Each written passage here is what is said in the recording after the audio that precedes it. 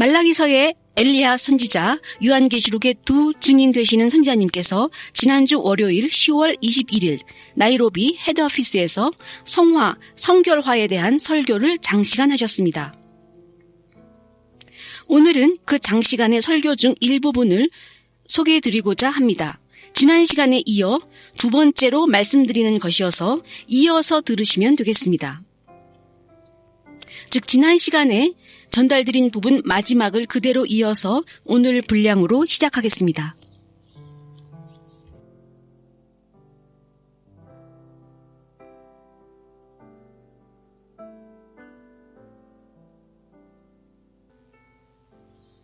우리가 읽은 창세기 12장 1절로 4절까지에는 이 땅의 모든 민족이 아브라함으로 인하여 복을 받는다고 하십니다.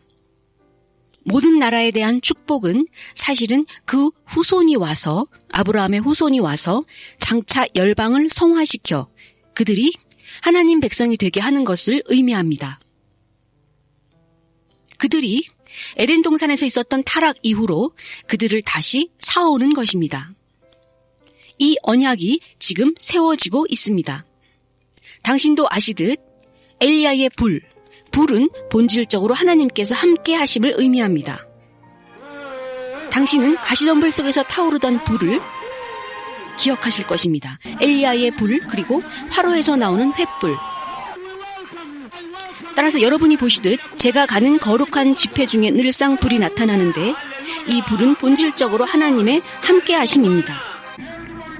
하나님께서 임재하심의 불, 엘리야의 소멸시키는 불, 야훼의 현존입니다.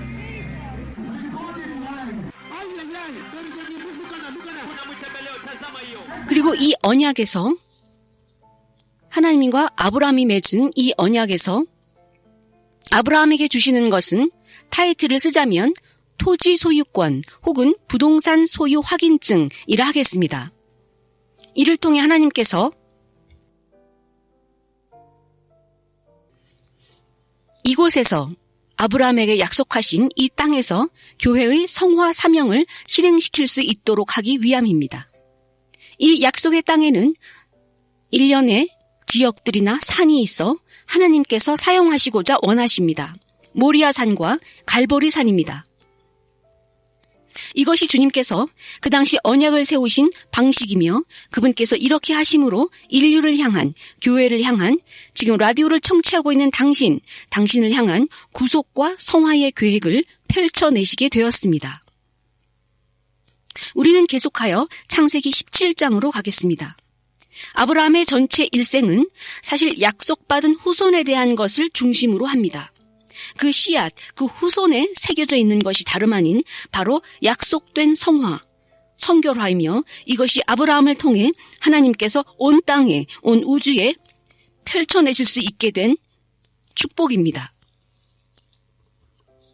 이것이 하나님께서 아브라함에게 주신 축복이며 이것이 열방에, 온 땅에, 우주에 연계되어지도록 하는 것입니다. 이 땅의 모든 민족이 그를 통해 복을 받게 되어 있습니다. 창세기 17장 1절에서 9절까지입니다.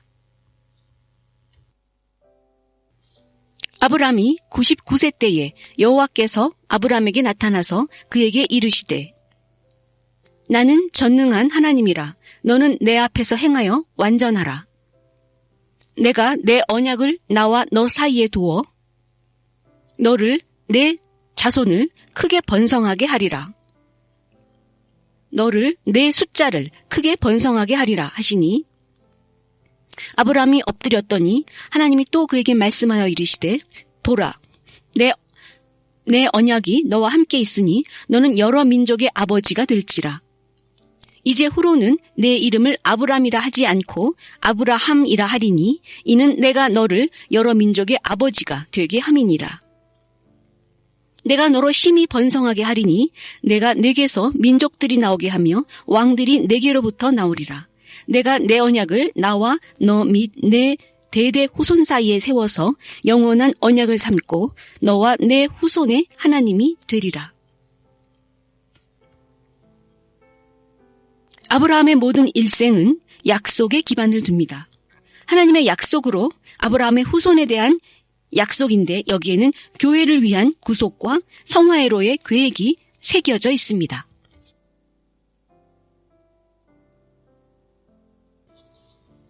그분께서 설정하신 계획과 의도는 교회의 성화입니다. 하나님을 위해, 그분의 영광스러운 왕국을 위해 따로 구별되는 것입니다.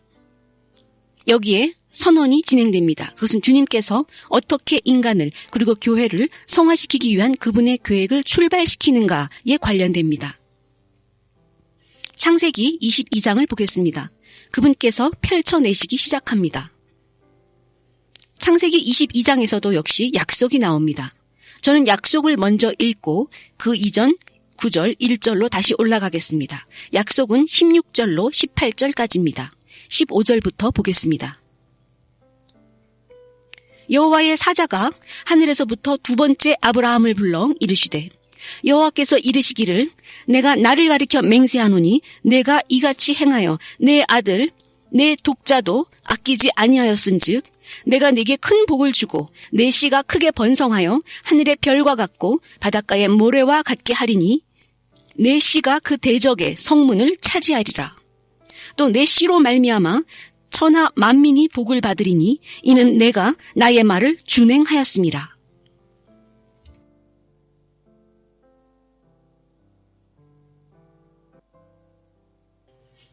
이렇게 아브라함의 삶은 하나님의 약속에 기반합니다. 하나님의 약속입니다. 창세기 22장을 더욱 깊이 보겠습니다. 교회의 성화를 위한 하나님의 계획을 이해하기 위해서입니다. 어떻게 주님께서 일찍이 교회와 우주의 성결화를 착수하셨는지 창세기 22장 1절부터 보겠습니다. 그 일 후에 하나님이 아브라함을 시험하시려고 그를 부르시되 아브라함아 하시니 그가 이르되 내가 여기 있나이다. 여호와께서 이르시되 내 아들, 내 유일한 아들, 내가 매우 많이 사랑하는 아들 이삭을 데리고 모리아 땅으로 가서 내가 네게 일러준 한 산 거기서 그를 번제로 드리라. 3절입니다. 아브라함이 다음날 아침 일찍이 일어나 여기를 보십시오.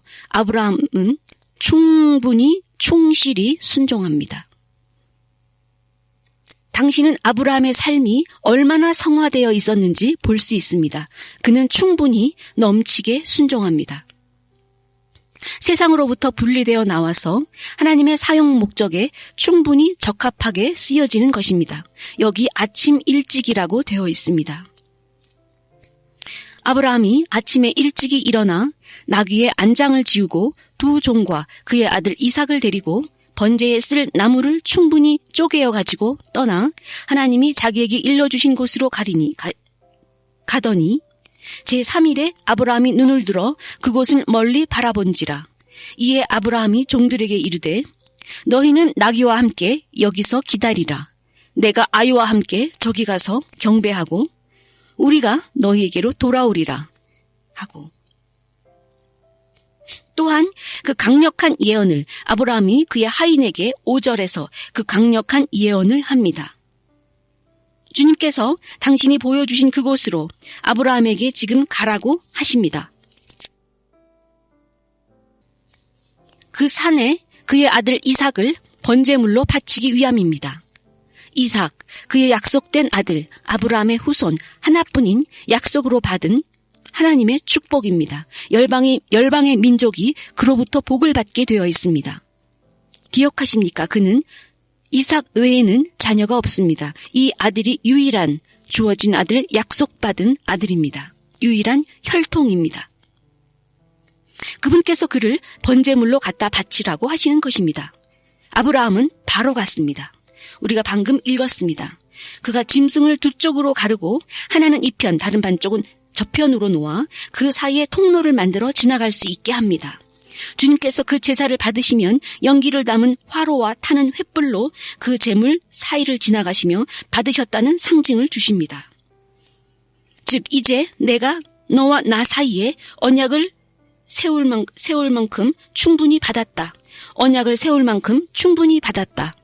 내가 이를 영원한 언약으로 세우겠다.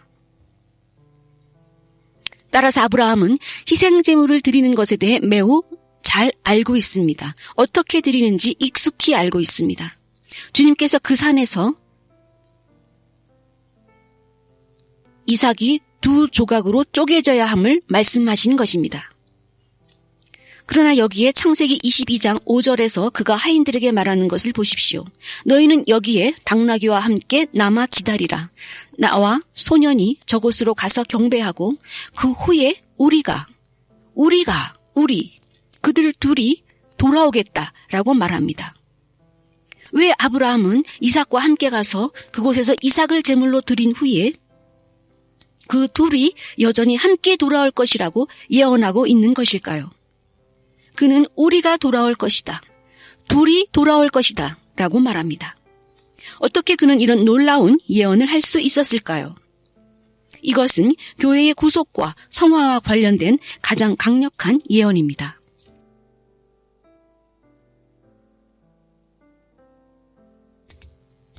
산으로 올라가 이삭을 희생제물로 드리고 여전히 이삭과 함께 돌아올 그것을 말하고 있는 것입니다. 여기에 교회를 향한 구속 계획과 교회의 성화를 위한 하나님의 의도가 담겨져 있습니다. 그리스도의 교회는 이 5절에 근간을 두고 있습니다. 매우 강력한 디자인, 매우 강력한 설계를 주님께서 만드셨습니다. 그분의 아브라함에 대해 개입하심으로 교회를 향한 지금 청취하고 계신 분, 당신을 향한 구속이 가능해지도록 한 것입니다. 영광스러운 야훼 왕국을 위해 모든 인류가 성화되기를 위한 계획입니다. 그분 소유의, 그분의 것, 그분의 선택하신 자들을 향한. 아브라함은 무엇을 보았기에 그러한 예언을 할 수 있었을까요? 내가 아들과 함께 가서 그를 희생제물로 바치고 그와 함께 다시 돌아오겠다라고 합니다. 그는 무언가를 본 것입니다. 또한 6절을 보시면 그는 그 나무찜을 이삭에게 지웁니다. 6절입니다. 아브라함이 이에 번제나무를 가져다가 그의 아들 이삭에게 지우고 자기는 불과 칼을 손에 들고 두 사람이 동행하더니 이삭이 말하는데 여기서 이삭은 매우 논리적인 질문을 합니다. 이삭이 그 아버지 아브라함에게 말하여 이르되 내 아버지여 하니 그가 이르되 내 아들아 내가 여기 있노라. 이삭이 이르되 불과 나무는 있거니와 번제할 어린 양은 어디 있나이까? 이삭이 입을 열어 매우 논리적인 정상적인 질문을 한 것입니다.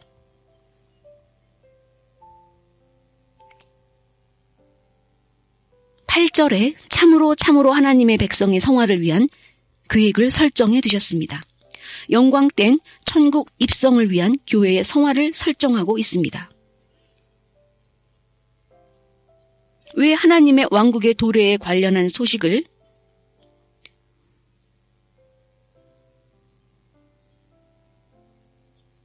그 풍성한 성화에 대한 약속을 먼저 창세기 22장 8절에서 해주신 것입니다.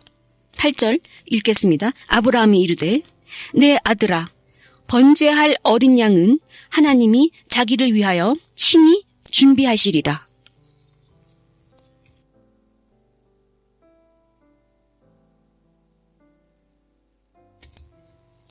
하나님의 어린 양, 하나님 자신입니다. 이렇게 아브라함은 하나님께서 친히 하나님의 어린 양을 준비하실 것을 예언합니다. 그리고 그 둘은 여전히 함께 올라갑니다. 여러분 중 누구라도 자신의 아이를 찾아본 적이 있으십니까? 3일을 찾았는데 아이를 찾지 못한 적이 있으십니까? 아브라함과 이삭은 여전히 같이 산을 오릅니다. 하나님 자신의 놀라운 예언이 당신의 영혼을 평안케 합니다. 당신의 영혼, 당신의 성화된 영혼의 중심을 말하는 것입니다. 아브라함의 영혼입니다.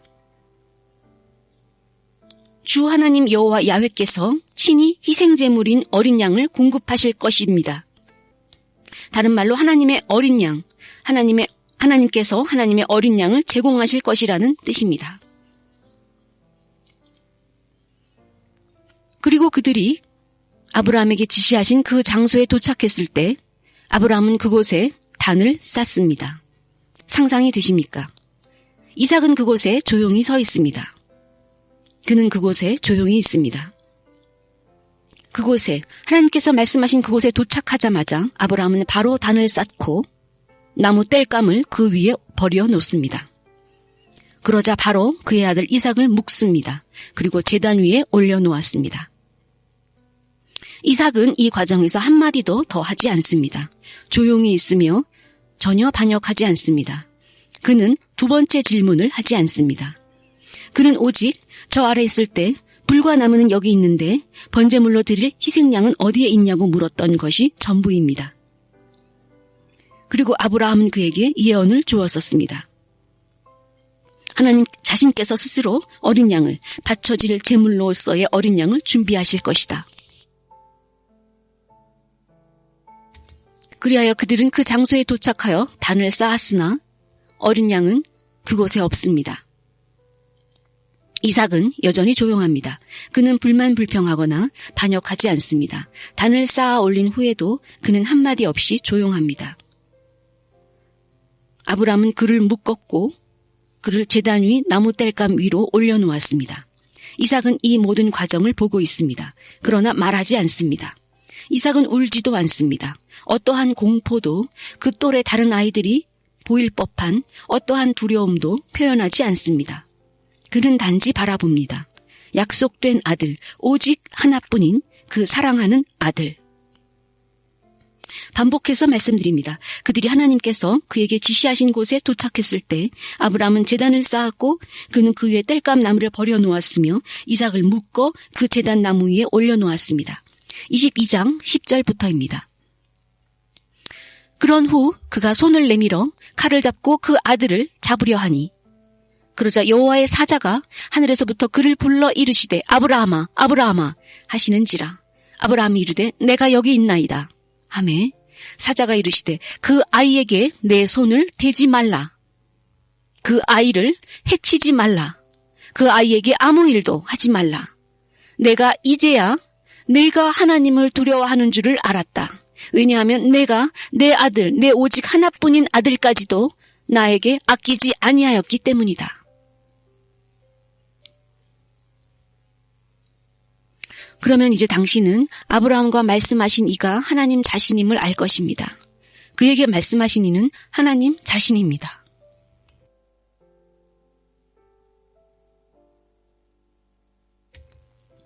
13절입니다. 아브라함이 눈을 들어 살펴본 즉 한 숫양이 뒤에 있는데 뿔이 수풀에 걸려 있는지라. 그가 눈을 들어 보았을 때 그는 덤불 속에 뿔이 걸려 꼼짝달싹 못하는 숫양을 보았습니다. 즉 아브라함이 눈을 들어 보았을 때 그곳에 가시덤불이 있었고 숫양이 뿔이 걸려 붙잡혀 있었습니다. 아브라함이 가서 그 숫양을 가져다가 아들을 대신하여 번제로 드렸더라. 그의 아들을 대신하여 번제물로 드리게 되었습니다. 다른 버전의 성경은 매우 상세하게 그 과정을 묘사하고 있습니다. 즉 그는 이삭을 묶었던 줄을 이삭의 팔과 다리에서 풀어내고 제단 위로부터 이삭을 내리니 이제 제단으로부터 이삭이 제하여졌더라. 그리고 가서 숫양을 취하여다가 숫양을 묶어 그것을 도달하고 번제물로 드렸더라. 이 모든 일들이 놀랍게 벌어졌습니다. 이삭 대신 그는 이제 숫양을 드리게 되었습니다. 반복합니다. 아브라함이 눈을 들어보니 그곳에 덤불 수풀이 있었고 숫양이 그 뿔이 걸려서 붙잡혀 있는 것을 봅니다. 그가 건너가 숫양을 취하여다가 그의 아들 대신 번제물로 드린 것입니다. 아브라함은 아래에 있을 때 그의 하인들에게 약속의 예언을 했습니다. 그리고 이삭이 올라오면서 묻자 하나님 자신께서 어린 양을 준비하실 것이라고 예언했습니다. 그리고 지금 숫양을 바치게 된 것입니다.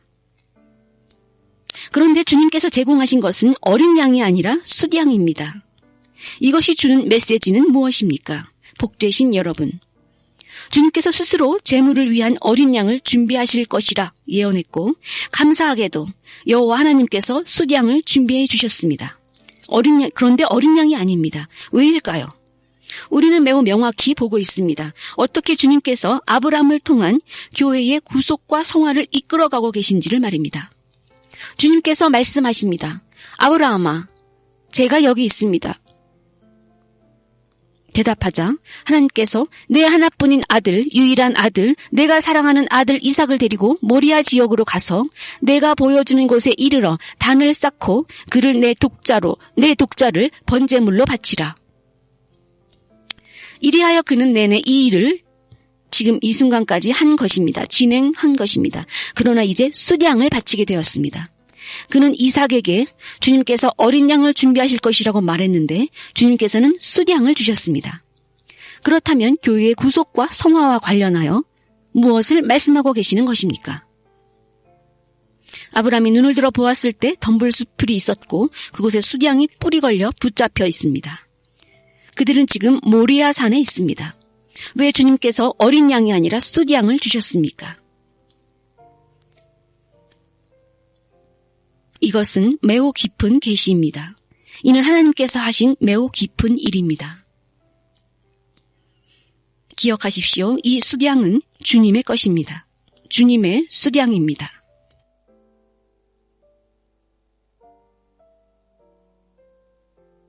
이 수량, 수량은 주님의 수량입니다. 그리고 어린 양은 어린 양은 이루셨습니다. 하나님의 어린 양입니다. 그러나 여기서 이것은 첫 번째 접촉을 상징하는 것입니다. 이것이 멜기세덱이 떡과 포도주의 새 언약, 신약을 갖고 나타난 이유입니다. 바로 살과 피입니다. 다른 말로 성육신 이전의 그리스도로 그분께서 아브라함을 향해 말씀하십니다. 보아라, 내 뿔이 이미 갇혀버렸다. 나는 가시덤불 속에서 고통 중에 있다. 내 피는 이미 쏟아졌다. 나는 이미 붙잡혀서 고통 중에 있으며 이것을 피할 수가 없다. 나는 떡, 즉 부서진 몸과 포도주, 즉 피를 가지고 왔다. 나는 이미 인간의 죄로 인해, 인간의 저주로 인해 고통을 겪고 있으며 하나님의 심판의 법이 이미 나를 붙잡았다. 나를 덤불 속에 가둬버리셨다. 요한복음 3장입니다. 수량과 하나님의 어린 양입니다. 요한복음 3장 15절입니다. 왜 수량입니까? 아브라함이 그의 예언에서 주님께서 어린 양을 준비하실 것이라고 말했을 때 수량을 주셨습니다. 아브라함은 이미 예언을 보았습니다. 그는 갈보리산에서 십자가에 못 박히시는 메시아에 대한 환상을, 비전을 본 것입니다. 때문에 아브라함은 확신을 갖고 그 일하는 자들, 하인들에게 너희들은 여기 있어라. 내가 아이와 함께 산에 올라가서 그곳으로 가서 경배할 것이다. 그런 후 내가 아닌 우리는 돌아올 것이다. 라고 말할 수 있었던 것입니다. 그것은 내가 이삭과 함께 돌아올 것이라는 뜻입니다. 아브라함은 이미 메시아의 십자가 못 박히심을 보았습니다. 메시아, 하나님의 어린 양, 그는 이미 십자가의 고난, 메시아의 죽음과 메시아의 부활을 보았습니다. 그러하기에 히브리서 11장에서 그는 부활에 관한 한 여호와의 권능을 알고 있었다고 말씀하는 것입니다. 아브라함은 부활에 관한 한 죽은 자를 살리시는 여호와의 권능을 알고 있었다고 히브리서 11장 19절에서 말씀하고 계십니다. 오늘 밤은 매우 길고 강력한 설교가 될 것입니다. 우리가 통과해야 할 강력한 가르침이 여기 있습니다. 왜냐하면 당신이 알듯 이삭은 산 위로 나무찜을 지고 갔습니다. 그리고 메시아께서 마침내 오셨을 때 그것을 모방하셨습니다. 그것을 예언했던 것입니다. 메시아께서 오셨을 때 동일하게 나무를 지고 갈보리산을 오르셨습니다. 이삭이 나무찜을 지고 산 위로 오른 것 같이 메시아께서 오셔서 또한 그 나무, 십자가를 지시고 산을 오르셨습니다. 여기 부인할 수 없는 일부 사실들이 이렇게 있습니다. 이삭은 그의 아버지에게 순종하는 데 있어 10억 분의 1, 1조 분의 1%도 논쟁하거나 거절하거나 하지 않았습니다. 가서 바쳐지는 것에 있어. 또한 메시아께서도 아버지 하나님께 순종하심에 있어 넘치게 충분히 하셨습니다. 이삭은 그 사망 선고에 대해 이의를 제기하지 않았습니다. 그는 죽게 되어 있었습니다. 그는 죽음으로 보내질 순간이었습니다. 그러나 그는 단순히 조용합니다. 도망가려고 하지도 않습니다. 그는 그의 아버지 아브라함에게 끝까지 복종합니다.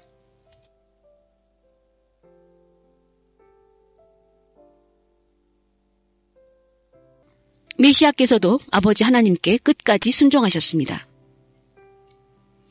여기에 당신이 피할 수 없는 연관성이 있습니다. 여기 특정한 판결이, 형에 대한 선고가 벌어졌습니다. 그리고 그에 대해 이삭은 온전히 순종합니다. 메시아께서도 온전히 순종하셨습니다.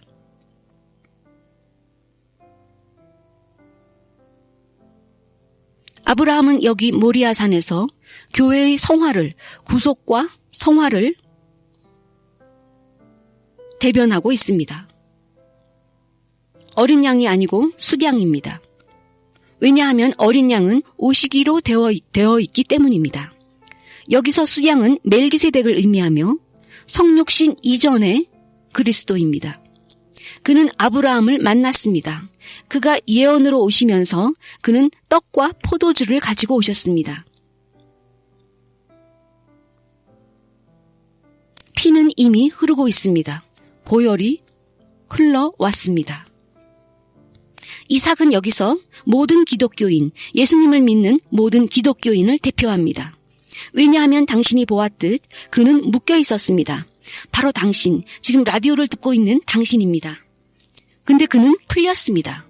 묶인 줄이 풀렸고 제단 위에 그 땔감 나무로부터 사라졌습니다. 제거되었습니다. 대체적 죽음이, 대신해서 죽은 죽음이 여기서 벌어진 것입니다. 이삭은 당신을 대표합니다. 하나님의 교회를 향한 구속과 성화 사역이 그 제단 위에 누워져 있어야 했던 당신에게 벌어진 것입니다. 당신은 그 제단 위에, 그 땔감 나무 위에 눕혀져 있어야 했습니다. 두 쪽으로 쪼개어져 살육되어지게 되어 있었습니다. 당신의 죗값을 치러야 되기 때문입니다. 하나님의 심판의 법입니다. 죄의 대가인 죽음인 것입니다. 그러나 여기 아브라함이 주고 있는 것은 누구의 예언입니까? 그는 하나님 자신께서 어린 양을 준비하실 것이라고 말합니다.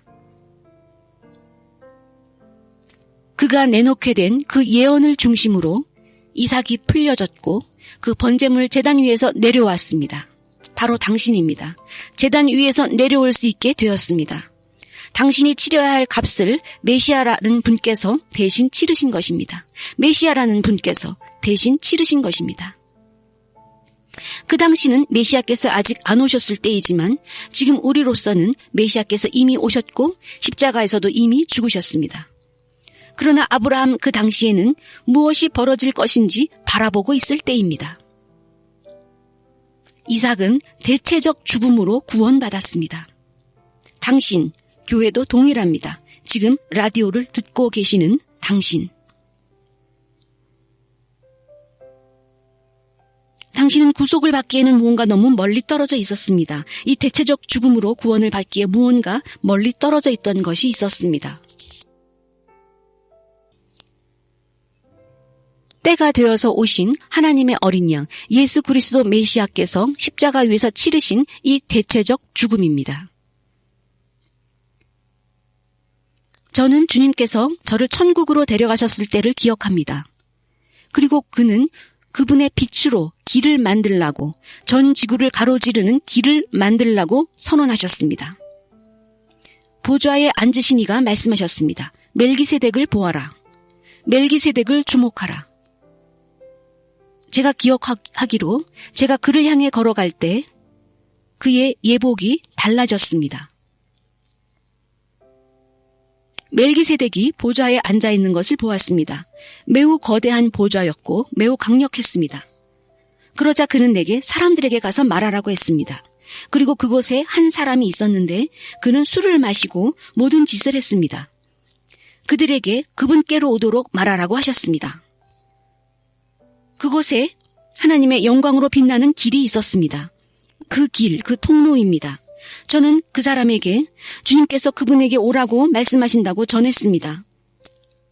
이 남자는 보세요, 저는 알코올, 술, 한 주전자를 갖고 있습니다. 라고 말했습니다.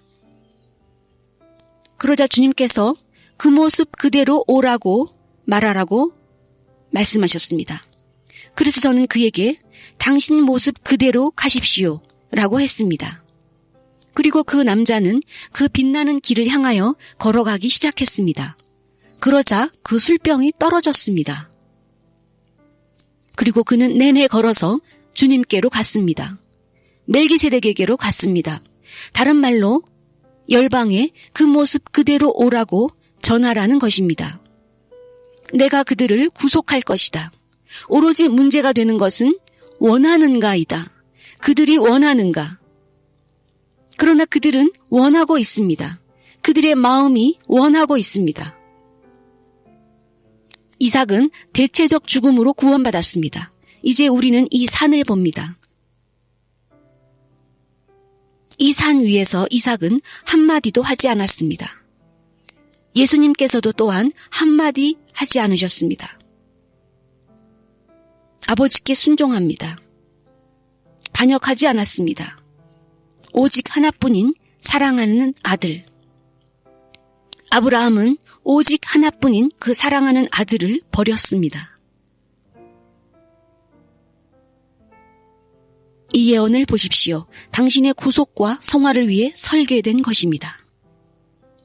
오로지 하나뿐인 사랑하는 아들. 그의 이름은 이삭.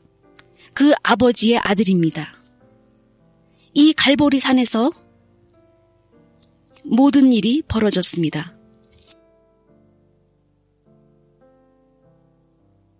이 갈보리 산에서 무슨 일이 벌어졌는지 보십시오.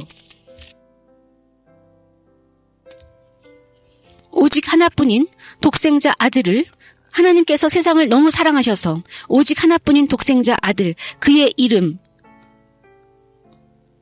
예수 그리스도, 그 지극히 높으신 이의 하나뿐인 아들, 그 아들을 버리신 것입니다. 이삭은 그의 나무찜을 지고 산을 오릅니다. 주님께서도 나무 십자가를 지고 오르셨습니다. 그리고 예수님께서는 십자가라고 불리우는 제단에서 희생제물로 드려지셨습니다.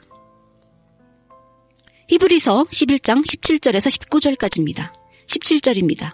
믿음으로 아브라함은 하나님이 그를 시험하실 때 이삭을 희생제물로 드렸으니 약속들을 받은 자로 돼 그의 유일한 하나뿐인 아들을 희생제물로 드리려 했느니라. 비록 하나님께서 그에게 내 후손으로 여겨질 자들을 이삭을 통하여 나올 것이다 라고 말씀하셨음에도 불구하고 이는 아브라함이 하나님께서 죽은 자를 살리실 것으로 생각했고 그런 방식으로 이삭을 죽음으로부터 다시 돌려받을 것이라 여겼던 것이라. 따라서 이것은 매우 강력합니다. 로마서 6장입니다.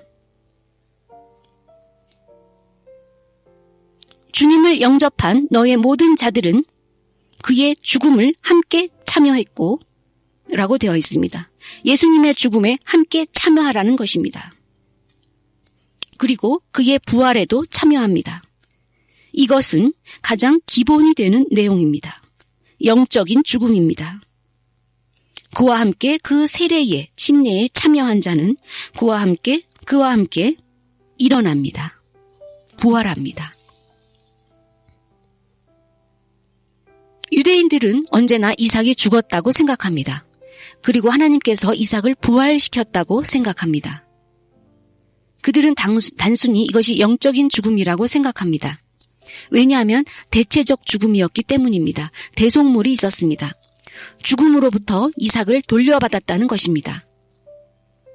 복되신 여러분, 로마서 6장 1절입니다. 그런즉 우리가 무슨 말을 하리요? 은혜를 더하게 하려고 죄 가운데 거하겠느냐? 그럴 수 없느니라. 죄에 대하여 죽은 우리가 어찌 그 가운데 더 살리요? 무릇 그리스도 예수와 합하여 세례를 받은 우리는 그의 죽으심과 합하여 세례를 받은 줄을 알지 못하느냐? 그러므로 우리가 그의 죽으심과 합하여 세례를 받음으로 그와 함께 장사되었으니 이는 아버지의 영광으로 말미암아 그리스도를 죽은 자 가운데서 살리심과 같이 우리로 또한 새 생명 가운데서 행하게 하려 함이라.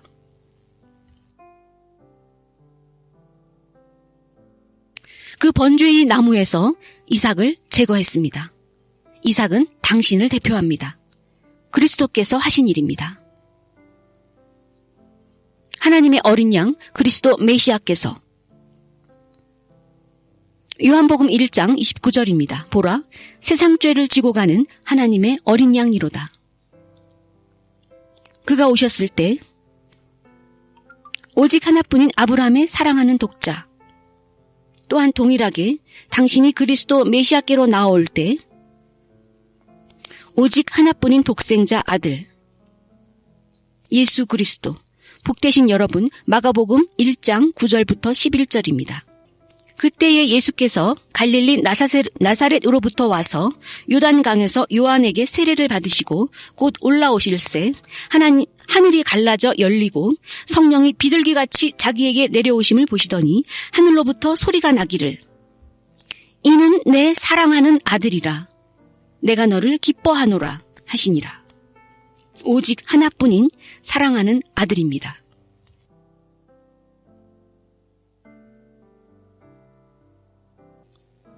아브라함은 이렇게 이삭과 함께 모리아 산에서 거대한 예언을 했습니다. 그의 하나뿐인 사랑하는 독자.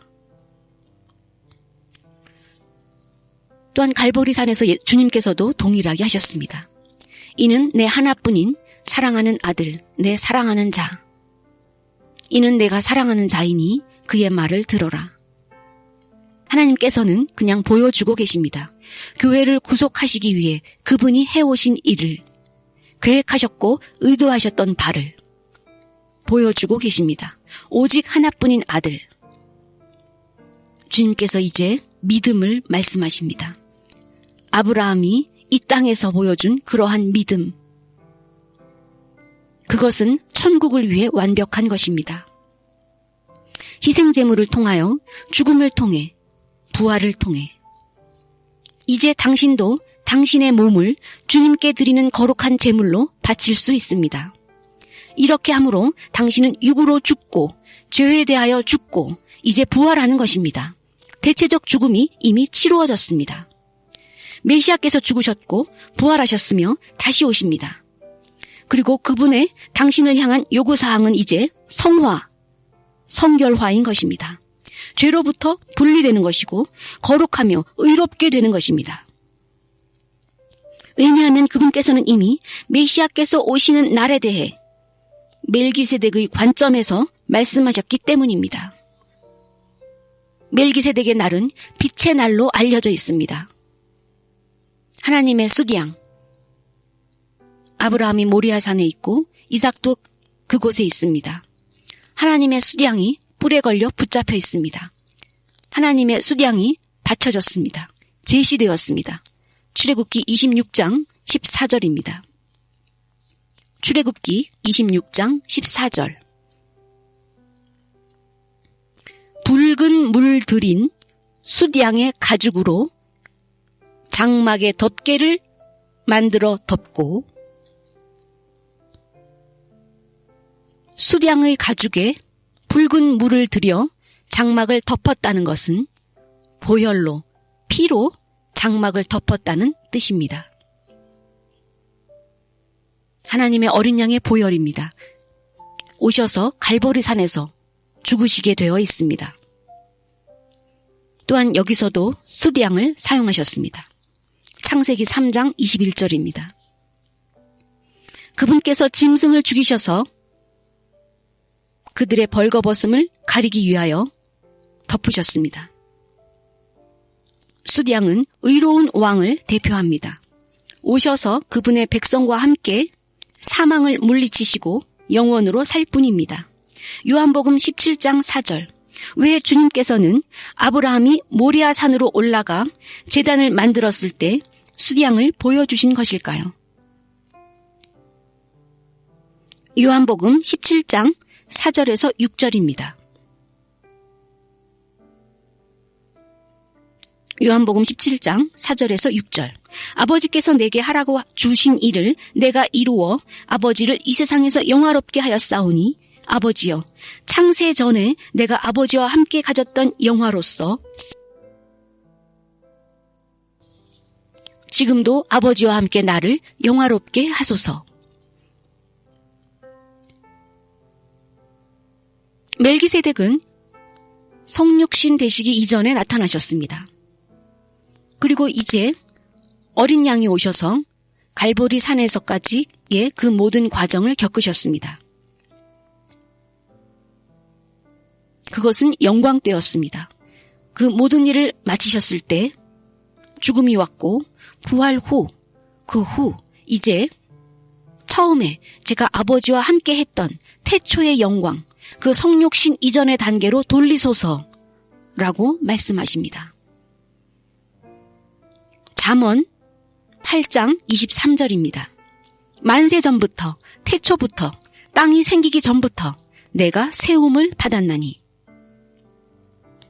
요한복음 8장 58절입니다.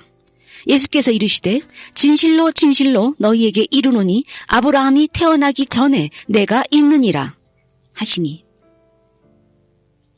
8장 56절도 같은 내용입니다. 너희 조상 아브라함은 나의 때 볼 것을 즐거워하다가 보고 기뻐하였느니라. 믿는 자들과 기독교인들의 모든 세대가 이제 나와 믿습니다. 이들은 아브라함에게 약속으로 주리라 하셨던 그 하늘의 별들입니다. 그들은 이 모리아 산에서 이삭이 대체된 것에 대해 기뻐합니다. 이삭은 제단으로부터 제거되었습니다. 대체적 죽음이 실행되었기 때문입니다. 그것은 당신을 향한 것이며 메시아께서 당신을 위해 당신을 대신해 죽으실 것을 예언한 것입니다. 로마서 8장 32절입니다. 자기 아들을 아끼지 아니하시고 우리 모든 사람을 위하여 내주시니가 어찌 그 아들과 함께 모든 것을 우리에게 주시지 아니하겠느냐. 하나님께서는 그분의 아들을 아끼지 아니하셨습니다. 교회의 성화, 성결화를 위한 그분의 계획입니다. 따라서 어떻게 당신이 감히 보혈에 대해 잊어버리는 게 가능합니까? 당신이 구속을 이야기하고 구원과 작금의 교회의 성화를 이야기할 때 어떻게 십자가 보혈을 떠나 말할 수 있습니까? 당신이 성화된 교회라면 영원을 볼 것입니다. 성화됨 없이 누구도 천국에 들어가지 못합니다. 성화는 죄로부터 분리되는 것입니다. 따로 떨어져 있는 것입니다. 세상으로부터, 죄로부터, 도덕적 부패로부터 구별되는 것입니다. 이러한 것들이 가장 위대한 힘이며 태초의 영광입니다. 주님께서 아버지께 내가 지녔던 태초의 영광으로 다시 되돌이켜 달라고 하셨습니다.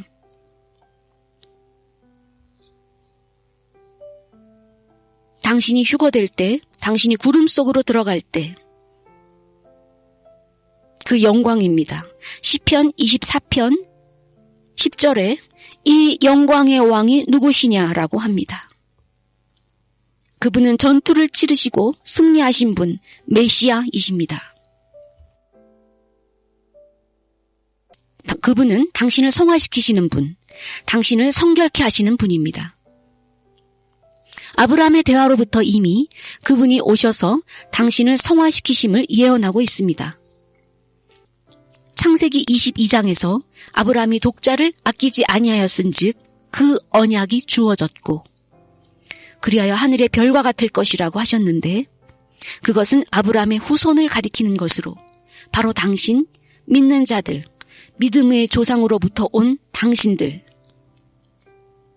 믿음의 조상으로부터 온 당신들을 성결케 하고 죄에서 떠나게 하고 죄로부터 구별되게 함으로 거룩하게 의로와서 하늘 위로 저 위 별들을 보십시오. 그 위 천국으로 들어갈 자들을 말하는 것입니다. 히브리서 7장 26절입니다. 이러한 대제사장은 우리에게 합당하니 거룩하고 악이 없고 더러움이 없고 죄인에게서 떠나 계시고 하늘보다 높이 되시니라. 상상이 되십니까? 그분께서 지금 영광을 더하셔서 천국 위로 높이 들리셨습니다. 따라서 당신은 그분의 보혈로 반드시 성화되어야 합니다. 당신은 십자가와 보혈의 복음을 끌어안아야 합니다. 당신이 좋아하든 아니든 상관없이. 그것이 유일한 길입니다. 성화를 위한 유일한 길입니다. 십자가 보혈의 복음입니다. 멜기세덱의 떡과 포도주는 덤불 속에 뿔이 걸려 갇혀버렸음을 말하고 있습니다. 그가 떡과 포도주를 가지고 아브라함을 만났을 때 보라, 내 뿔이 덤불 속에 갇혀서 고통스럽다 라고 한 것이며 그것은 바로 창세기 3장 14절에서 19절로 나오는 인간의 죄로 인해 갇혀버렸음을 말씀하신 것입니다. 그는 아브라함을 창세기 14장 17절에서 만났습니다. 창세기 3장 14절로 19절까지에는 무슨 일이 벌어졌습니까? 아브라함이 이러함으로 뿔이 덤불에 걸려 옴짝달싹 못하게 되는 고통 중에 처하게 된 것입니다. 이사야 8장 31절과 이사야 53장 10절입니다. 창세기 3장 14절에서 19절, 이사야 8장 31절, 이사야 53장 10절. 각자 성경을 찾아 읽어보시기 원합니다. 놀랍습니다. 복되신 여러분, 십자가의 복음입니다. 그분께서 교회를 성화시키실 것입니다. 번영복음은 교회를 성화시키지 못합니다. 오직 십자가의 복음만이 교회를 성화시키십니다. 그분께서 말씀하십니다. 이삭이 그랬던 것처럼 조용하게 아브라함이 쌓은 그 모리아산 그 제단 위에 놓여 있습니다.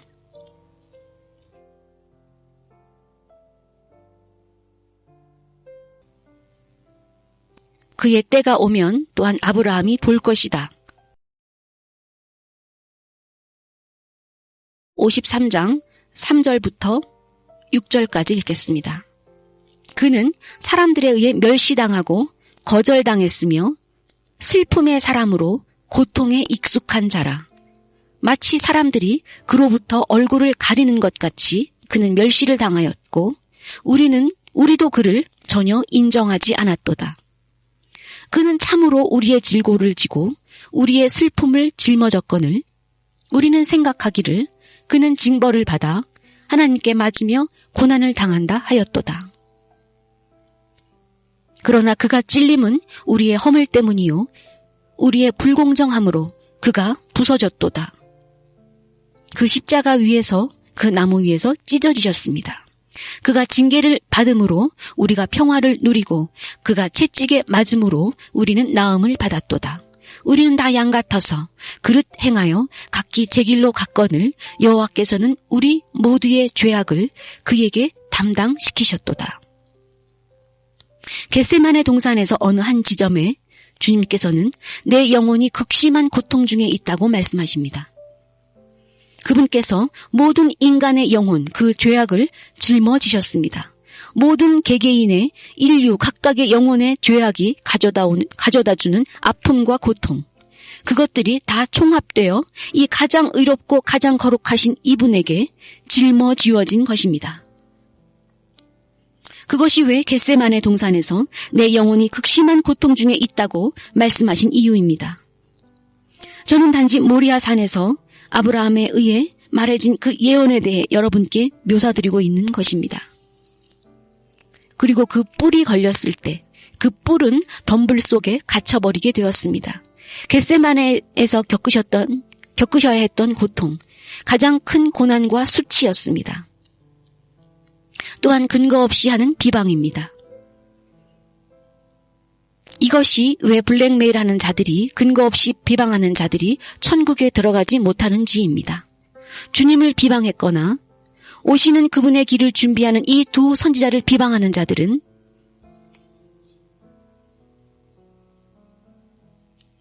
십자가를 비방했던 자들과 동일하게 결코 들어갈 수 없습니다.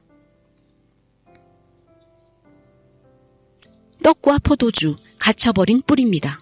요한복음 17장 4절에서 5절까지입니다. 4절을 읽겠습니다. 아버지께서 내게 하라고 주신 일을 내가 이루어 아버지를 이 세상에서 영화롭게 하였사오니 아버지여, 창세 전에 내가 아버지와 함께 가졌던 영화로서 지금도 아버지와 함께 나를 영화롭게 하소서. 나는 멜기세덱입니다. 나는 동일한 자입니다. 삼위일체 하나님의 한 부분입니다.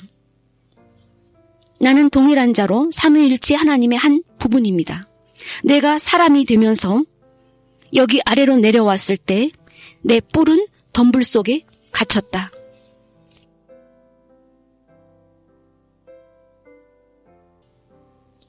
겟세마네 동산에서와 같이 뿔이 가시덤불 속에 갇혀 깊은 고통 중에 처하였다.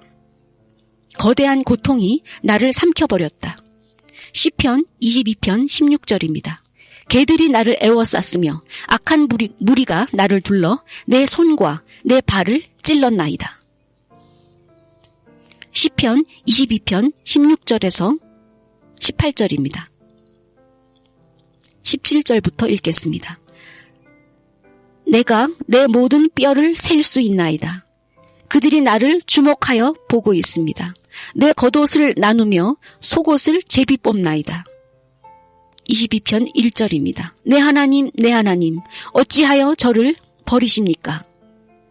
어찌하여 제게서 멀리 떨어져 저를 구하지 않으십니까? 제 신음소리로부터 너무 멀리 떨어져 계십니다. 내 하나님이여, 내가 낮에도 부르짖고 밤에도 잠잠하지 아니하오나 응답하지 아니하시나이다. 내 부르짖음과 고통을 보십시오. 뿔이 덤불 속에 갇혔습니다. 멜기세덱이 가져온 떡과 포도주입니다. 교회를 구속하고 거룩하게 하기 위해서입니다. 또한 당신을 통해, 당신의 거룩한 씨를 통해 열방이 성화될 것입니다. 모리아 산에서는 어린 양일 수 없고 수양이어야 합니다. 아브라함에게 이삭을 대신해 준 제물입니다. 창세기 3장 15절에서 말씀하신 하나님의 어린 양은 갈보리산에서 인간의 죄짐을 져주심으로 인류를 자유케 하셨습니다.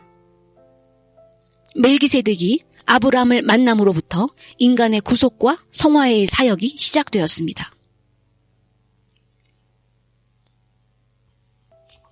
주님께서 여러분을 복주시기를 원합니다. 메시아께서 오십니다. 주님을 위해 성결화의 과정에 순종하십시오. 네, 여기까지 성결화에 대하여 선지자님께서 전해주신 말씀을 모두 전달하였습니다.